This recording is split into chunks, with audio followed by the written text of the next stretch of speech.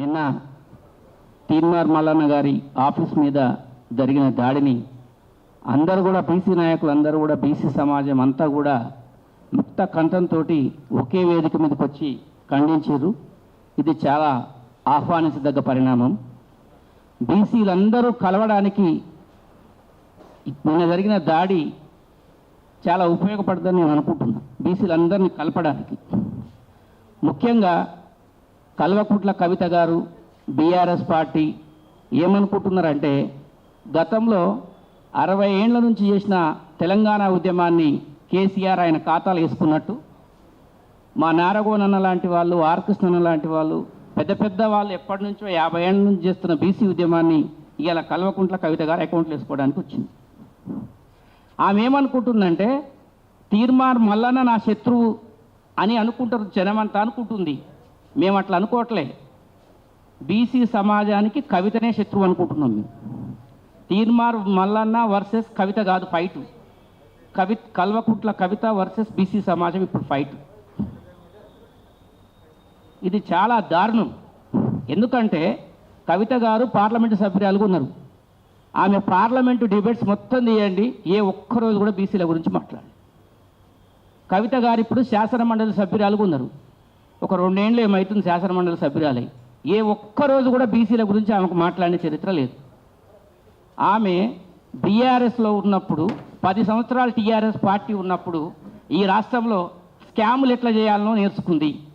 ఈ రాష్ట్రం దాటిపోయి సారా దందాలు ఎట్లా చేయాలనో నేర్చుకుంది.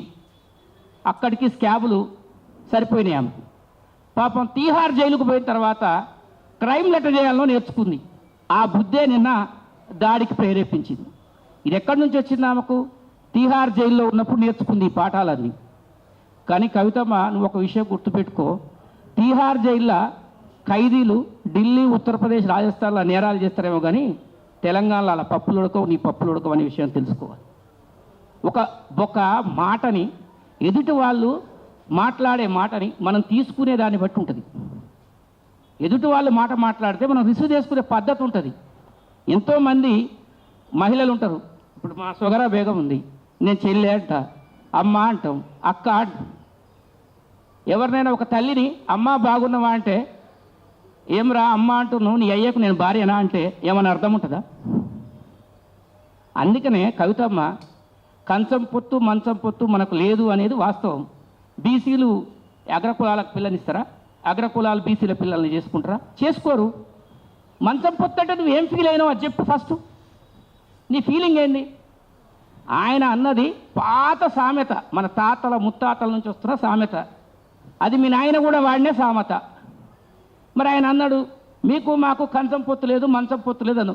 కంచం పొత్తు లేదు, మంచం పొత్తు లేదు అనే దాంట్లో నీ ఫీలింగ్ ఏంది? నేను ఏమన్నా నేను అనుకుంటున్నా చెప్పు క్లియర్గా ఫస్ట్. దాని మీద మనం మాట్లాడదాం. మంచం పొత్తు అంటే ఏంది, కంచం పొత్తు అంటే ఏంది? ఇక్కడ మా నారగోనన్న ఉన్నాడు, సూర్యారావు ఉన్నాడు, మా రామచంద్రరావు సార్ ఉన్నాడు, అందరు ఉన్నారు కదా. వీళ్ళకి తెలుసు క్లియర్గా కంచం పొత్తు అంటే ఏంది, మంచం. నీకు తెలిసింది ఏంది మంచం పొత్తు అంటే? దాని మీద నువ్వు చెప్పు. ఒకవేళ తప్పు చేస్తే తీర్మానం మళ్ళీ తప్పు అందాం మనం. అంత తప్పుడు పదమేం కాదు కదా. అంటే ఆమె ఏమనుకుందంటే, తెలంగాణ రాష్ట్రంలో బీసీ ఉద్యమం ఉధృతంగా ఉంది.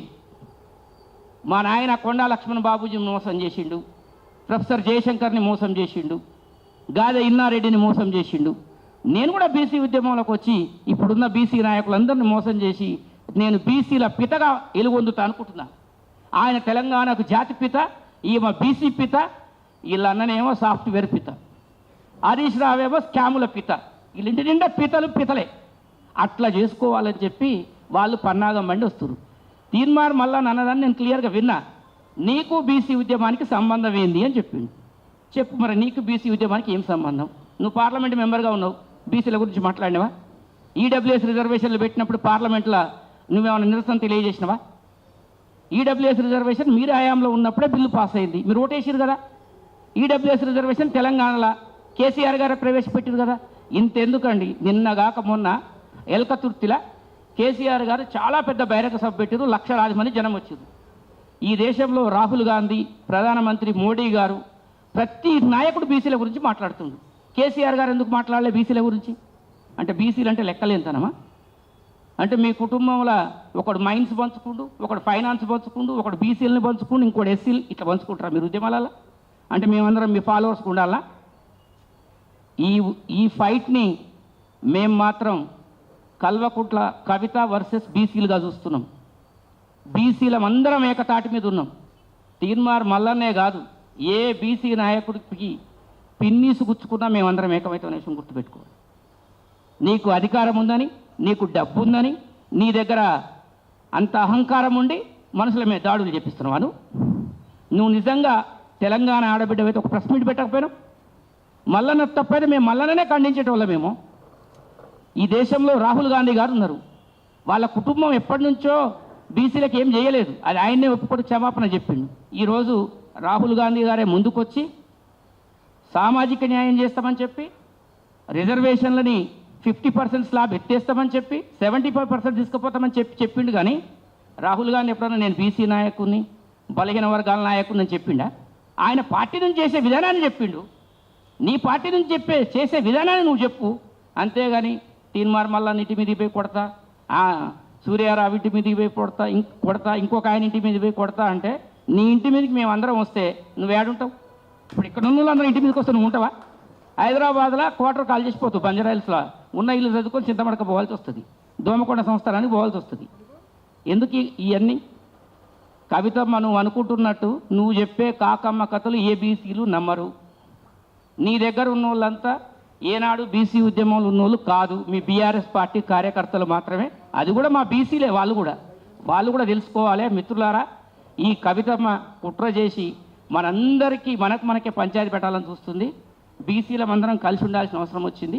ఈ బీసీ ఉద్యమంలో మనందరి ప్రయోజనాలు ఉన్నాయి. ఈ ప్రయోజనాలన్నింటినీ కూడా కల్వకుంట్ల కవిత కాళ్ళతో దన్నాలని చూస్తుంది. కాబట్టి ఎవరు ఆ మోసంలో పడొద్దని చెప్పి రిక్వెస్ట్ చేస్తూ థ్యాంక్ యూ అన్న.